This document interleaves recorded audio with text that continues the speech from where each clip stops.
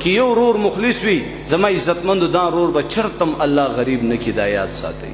پکور کی انګین دي ایورین دي دا خواخې دا چې څومره زنانه پکور کې ژوند تیری یو ښځه په اخلاص سره ولم اغږي په اخلاص سره لوښي وینځي په اخلاص سره کورم جارو کوي او هغه نورې غرمډزې تر 112 پورې اودې پرتې یاد ساتئ د دې زنانه دا 2 کالو د 3 کالو خواري انشاءالله ټول عمر به په الله راحت راولي اساني به راولي خوشحالي به راولي مالداري او فراخي به پې راولي او د هغه نورو نتیجه به وګورو د دې نورو نتیجه به د دې نورو زنانو نتیجه په کور کې 5 زرونه یو ورور ځان نه سرمن وباسي او دا نور دا تیاره باندې مختی تیاره بس تیاری تناسوي چل ول کوي او که لږه سختي پې راوړي کورم پرېږدي رورولي هم پرېږدي هر څه پرېږدي نو دا رور مجبورن په ځان سخته تېروي چې دا رور